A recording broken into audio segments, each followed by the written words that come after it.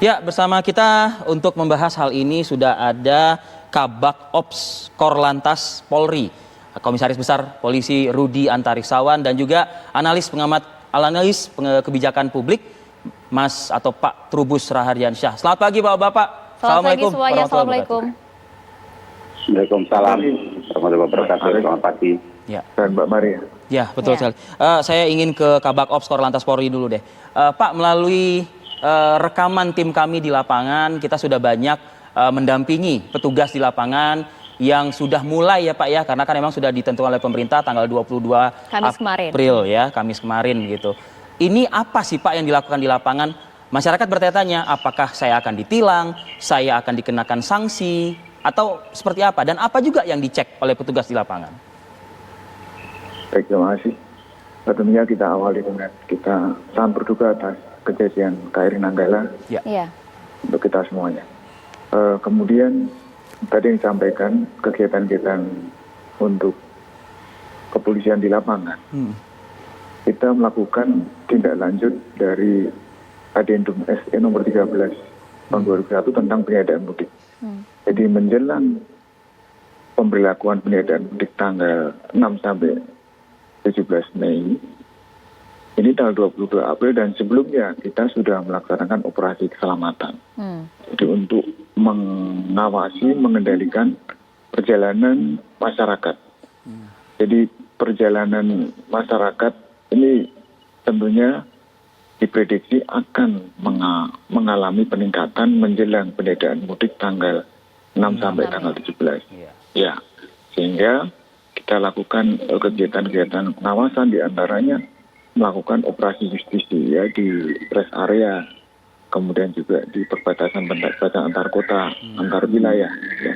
Kemudian juga melaksanakan screening atau pengecekan dengan Satgas 19 daerah tempat, termasuk TNI, kemudian juga kesehatan, perhubungan ya, untuk melaksanakan pengawasan tentang perjalanan menjelang peniadaan mudik tanggal 6.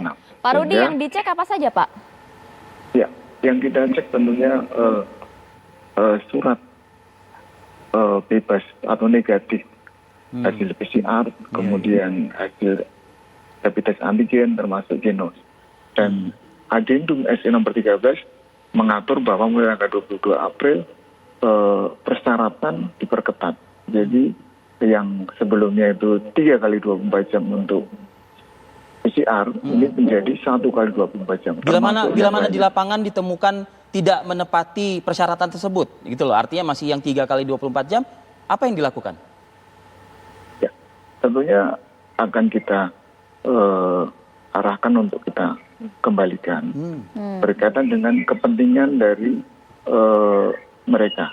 Gitu. Jadi kalau ternyata kepentingannya ini liburan apa gitu. Nah, itu kita kembalikan. Tapi yang jelas persyaratan perjalanan dalam negeri ini sudah diatur juga di SE Satgas nomor 12 bahwa harus dilengkapi. Jadi dihimbau untuk dilengkapi dengan surat-surat kesehatan tadi untuk transportasi darat umum maupun pribadi.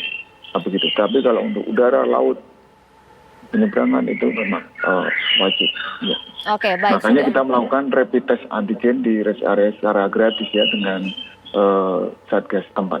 Pak, saya ada pertanyaan yang mungkin simpel-simpel aja gitu ya maksudnya ya Pak Rudi. Artinya begini, sekarang kan belum yang tanggal 6 ya Pak.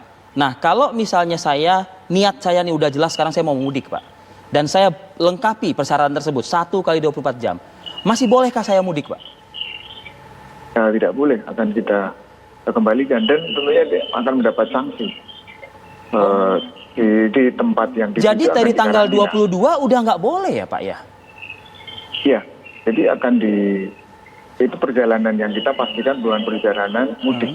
Jadi perjalanan mudik ada kepentingan tertentu, itu ada di aturan. Ciri-ciri mudik apa? Ciri-ciri mudik. Mereka mudik itu di wilayah yang dituju akan dikarantina 5 kali 24 jam. Gitu. Oke. Pak, Ya, jadi kemudian kalau memang misalnya mau pergi keluar kota, misalnya saya dari Jakarta saya mau pulang kampung tengok keluarga di Semarang sebelum nanti dilarang tanggal 6 Mei. Misalnya nanti saya besok Senin saya mau ke Semarang, saya sudah lengkapi swab PCR selama 1 kali 24 jam. Alasannya bukan mudik kan? Nah, ya itu ini kita bisa jadi perdebatan di lapangan. Iya, variabel-variabel apa Pak yang kemudian diperbolehkan dan juga tidak diperbolehkan, syaratnya apa saja?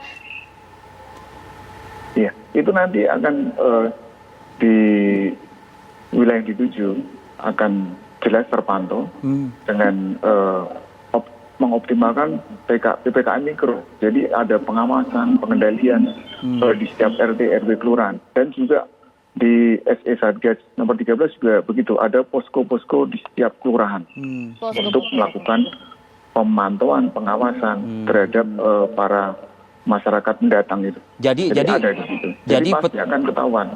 Itu dia. Jadi petugas yang diperbolehkan ada kegiatan-kegiatan perjalanan rutin non mudik yang diperbolehkan. Iya. Makanya kesadaran masyarakat itu yang paling penting. Betul. Sama-sama kita himbau Pak pagi ini. Kita bersama. Iya. Oke. Kita jeda dulu ya Pak ya. Ada juga Pak Trubus yang kita juga akan mintakan analisanya usai jeda pariwara berikut. Kami akan kembali saat lagi.